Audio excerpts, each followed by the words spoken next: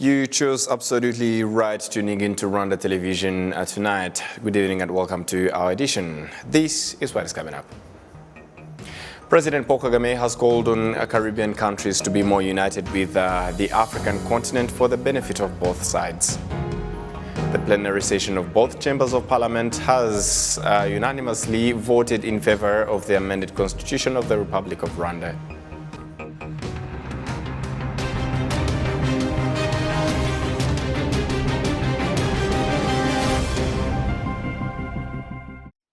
It's my absolute pleasure having your company tonight on Rwanda Television News. Now news in details. President Paul Kagame has called on the Caribbean countries to be more united with the African continent for the benefit of both sides. The head of state made the remarks during the 47th regular meeting of the Conference of Heads of Government of the Caribbean Community. President Paul Kagame reiterated that Africa and the Caribbean have a lot in common, including the history of colonization and problems that arose from it, hence the need for collective efforts to find a corresponding solution. We should not be comfortable blaming others for our problems, including the harm we inflict on ourselves. The starting point here is how we govern our own individual countries, striving to be the best we can be, with a culture of accountability. As smaller countries, we gather strength by working together in our regional organizations, integrating our economies and sharing infrastructure costs. Furthermore, President Paul Kagame highlighted some of the issues that are turned to be collectively addressed, including climate change, which has greatly been affecting developing countries. We are already seeing changes in the global conversation on climate, vulnerability, and debt. Countries like ours can't print money. When we face a crisis, we have to borrow. Yet, some of us are no longer eligible for concessional interest rates. Tools like the United Nations Multidimensional Vulnerability Index and the Commonwealth's Universal Vulnerability Index reveal the special needs of small island developing states. In Africa, we have countries such as Seychelles, which I have just had the opportunity to visit, with the similar climate financing difficulties as you face in the Caribbean. We can work together to advocate for a more responsive and inclusive international financial architecture. And moving ahead to other matters, you heard it from top stories. The plenary session of both chambers of the parliament unanimously voted in favor of the amended constitution of the Republic of Rwanda after approving the report of the Joint Commission of the two chambers on the review of the amendments made by the Senate and the Chamber of Deputies on the draft of the constitutional reform. Jessica Gasaro with the report. The constitutional amendment was initiated by the President of the Republic in order to combine presidential and parliamentarian election in order to reduce the resources spent to prepare the election differently. The Deputy Speaker in charge of Parliamentary Affairs, Honorable Eda, explains the basis of revising the constitution. Ku ruhande rw'inteko ishinga amategeko turabishoje. Most of this was understandable. It will help us as we enter the preparation of the presidential and parliamentary election. We have all agreed that elections should be held at the same time in order to use well our time and the budget that goes with the election. Honorable Eda Mukabagwiza revealed plans to revise and improve the spelling and quality of some of the existing law in the Constitution of the Republic of Rwanda.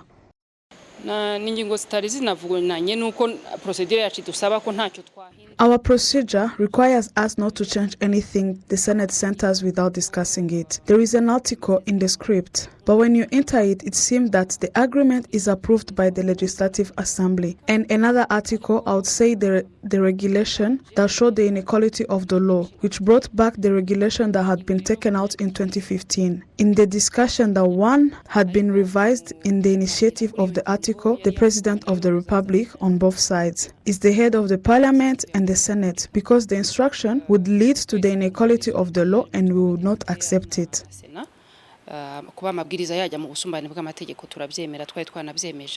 It is planned that the President of the Chamber of Deputies will present the amendment of the Constitution to the head of state. This is the second time that the Constitution of the Republic of Rwanda had been revised since it came into force in 2003. In 2015, it was revised at the request of the citizen who requested the extension of the presidential term limits. Jessica Gasaro, RwandaTV News.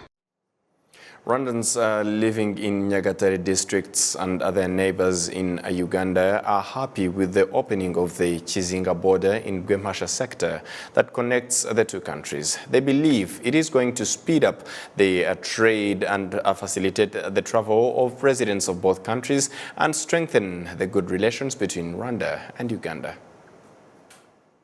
In the morning hours, citizens from both countries are at the border early to witness the opening of the Kizinga border. Most of them came carrying their IDs so they can cross. The opening of Kizinga border was enormous because it is a sign of the stable relationship between Rwanda and Uganda. Rwandans are happy to recreate neighboring markets and trade in cattle business.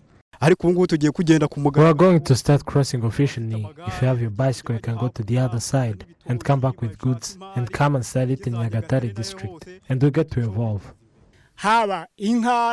We are going to start selling cows there, and they can also come for some of our goods that we have in Nyagatare. We are very pleased and we thank His Excellency, the President of the Republic of Rwanda, for establishing this border for us to be able to visit our neighbors. As youth, I am pleased with the new border because I do business from Shurisal to Nyagatare, and I used to go through Gwemasha, and sometimes I don't find the goods, but for now I have access to cross the border, and I will get to do my business in peace. Some Ugandan citizens say they have families in Rwanda and they were having trouble crossing to visit them, an issue that will be solved with the opening of this border. I'm so happy because my children are going to visit me and I can also go to visit them even when they are at school. I also have a chance to go to see my grandma because she stays in Rwanda. For example, my child went to school from Form 1 to Form 3 and I haven't seen him. That was a problem for me. Now we're going to sell a banana to them and buy corn and maize from them. Things are going to be like it used to be before. The Kizinga border will be used by the people from Nyagatare districts, Buziba in Tabagwe sector and Kagitumba in Matimba sector. The district mayor Gasana Stephen urged citizens to use official roads as they visit each other, adding that the road from Nyagatare town to Kizinga border is going to be paved in this fiscal year. We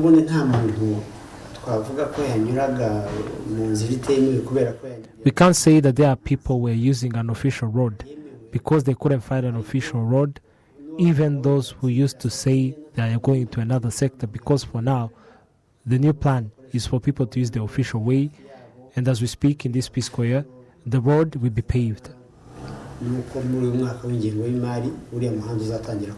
The Kizinga border is also expected to reduce the problem of illegal crossing due to the lack of roads. Jessica Gasaro, RwandaTV News. On Wednesday, defense attachés accredited to Rwanda held a security briefing at the Rwanda Defense Force headquarters, where they were briefed on Rwanda's internal and external security situation. Adam Skuzera has the details. At the headquarters of the Rwanda Defense Force at Kimihurura in Kigali City is where the defense attaché who are accredited to Rwanda held a security briefing where they were briefed on the Rwanda's internal and external security situation, updates on the RDF bilateral engagements in Mozambique and Central African Republic, and RDF participation in peacekeeping operations.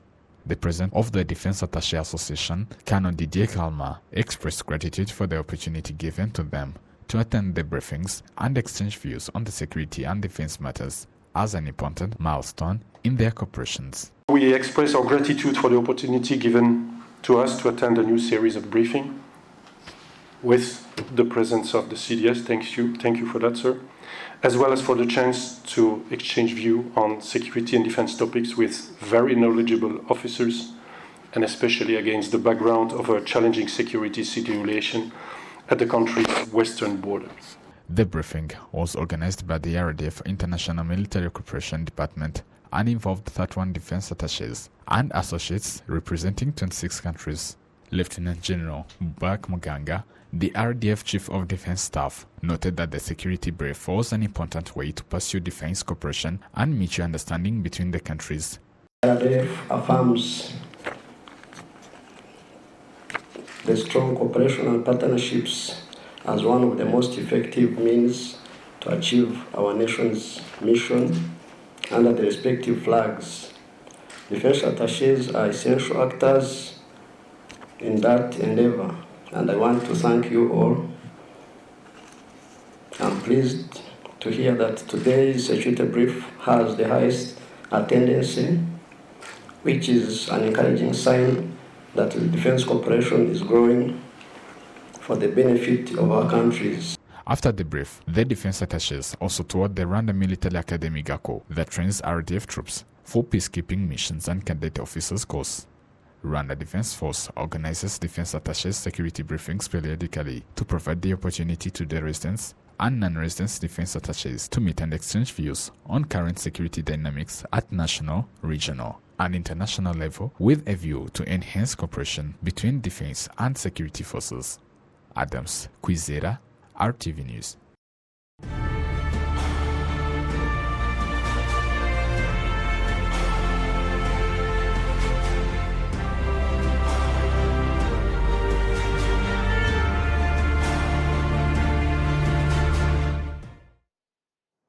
We are all still celebrating Kwibohora 29 and we'll head it over to matters of liberation. Some of the women doing business, small and medium businesses, believe that the development they have now is thanks to the peace and security in the country after 29 years of Rwanda's liberation. Moreover, this has generally had a great and significant impact on the development of the country. Olive Nete with more.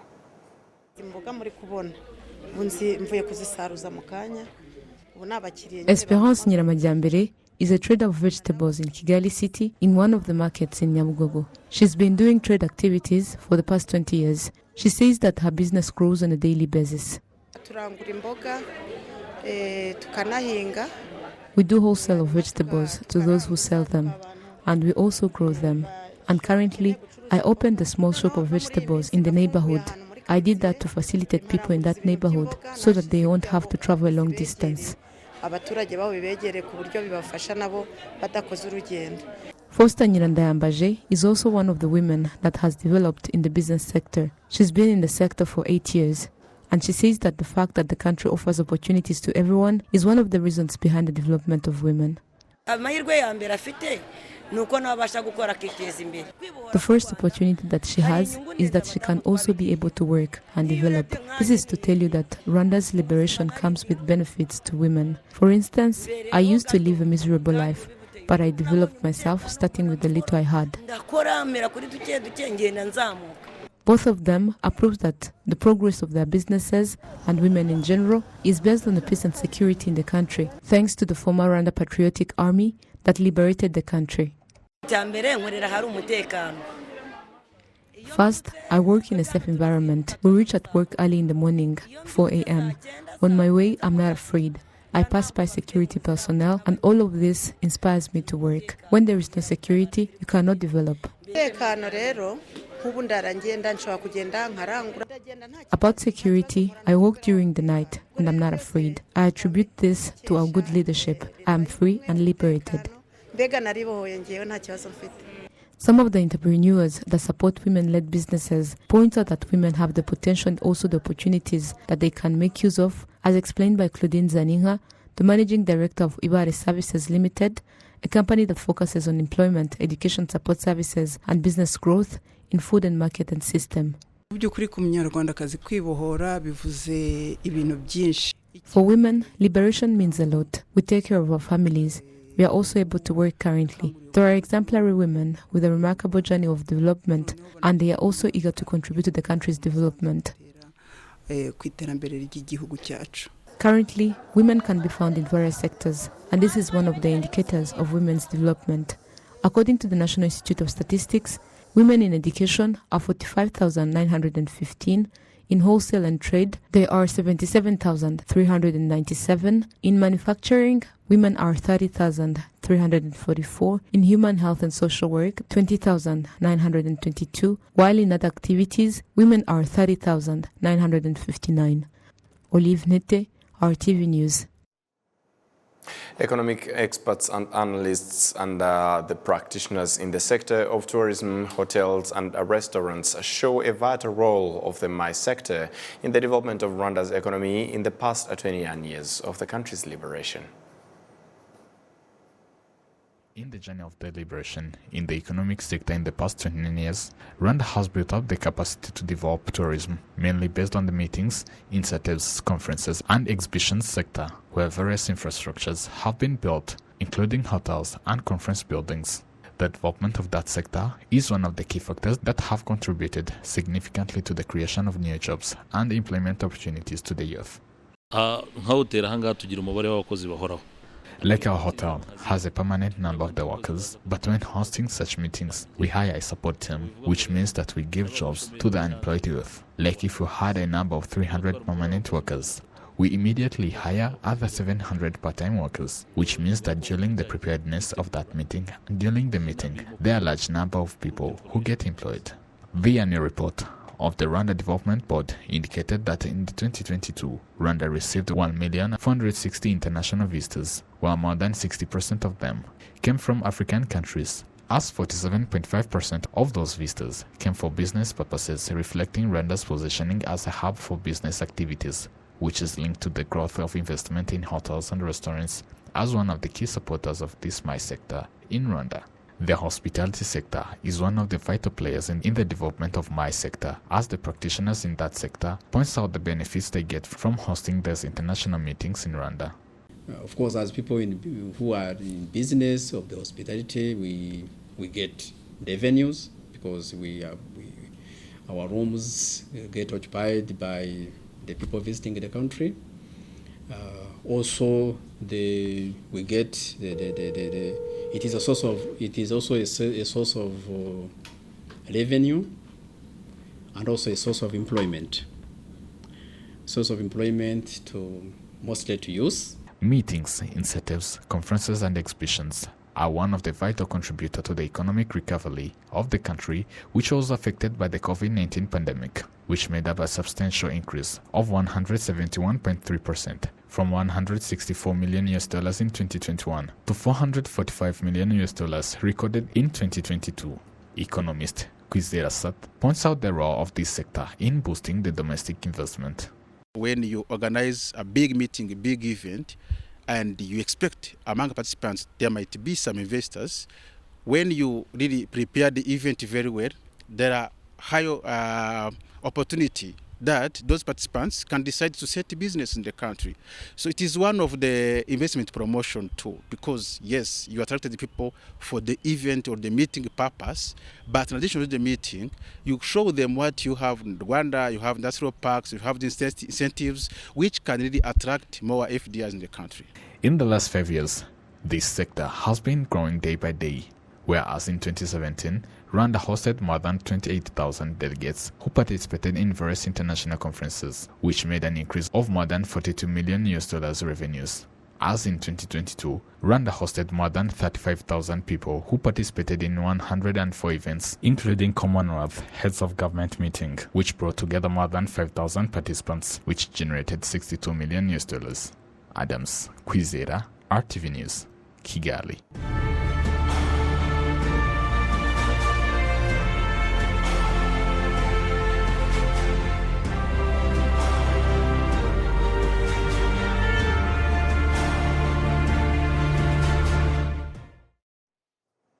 234 citizens were prosecuted for crimes related to the genocide ideology committed during the 100 days of 29th commemoration of the genocide against the Tutsi. The Rwanda Investigation Bureau, RIB, has revealed that although these crimes has decreased by 32.5% in the last 5 years, those who still have a genocide ideology will not be tolerated at all. Prince Manzi with more. The 29th commemoration of the genocide against the Tutsi involved discussions on the history of the country, helping the survivors of the genocide against the Tutsi, as well as visiting the memorial sites and paying tributes to the victims. In the village of Gasagara, Rusororo sector, there's a special history, as more than 340 Tutsi were killed and 63 families were completely wiped off. Genocide survivors say that there are those who still hide information of where the bodies of their people are, and they take it as a form of genocide ideology. As the people continue to hide information, we take this as a form of genocide ideology. If you are aware of where the bodies are and refuse to communicate, this means that you still have the genocide ideology. Valentin Byukusenge, the executive secretary of Gasagara Cell, urged people who still have the genocide ideology to change for good. Muri ibyo bikorwa hagaragayeho ko hari abaturanyi babiri bavukana baciriwe insinga z'amashanyarazi kandi In the case that arose includes cutting off electricity for the two genocide survivors, and you cannot tell what was going to follow up after such incident. Another case was when the Ibuka president was attacked. There included also not providing information about the victim.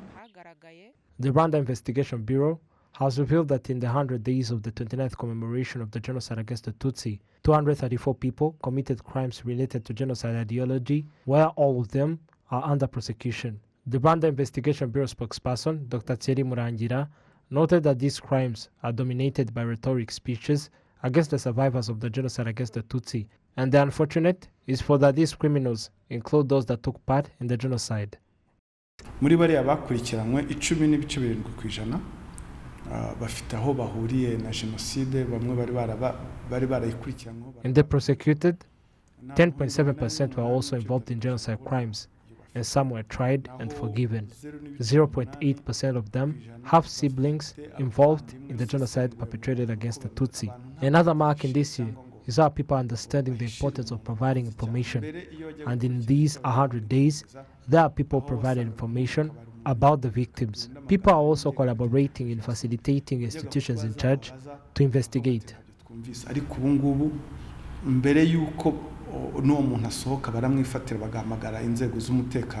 Rwanda Investigation Bureau highlighted that in the 100 days of the 29th commemoration, they investigated 187 cases, including 234 suspects, with 183 men and 51 women who were prosecuted for 199 crimes.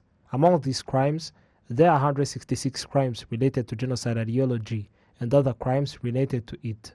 Discrimination and divisionism crimes were 33. In the last 5 years, from 2019, the cases of these crimes of the genocide ideology and those related to them decreased at the rate of 32.5%. The Rwanda Investigation Bureau revealed that in 2019, it received 277 cases, in 2020, 246 cases, as in 2021, they received 184 cases, and in 2022, they received 179 files, while this year, as Rwanda commemorated for the 29th time the genocide perpetrated against the Tutsi, the Rwanda Investigation Bureau received 187 cases.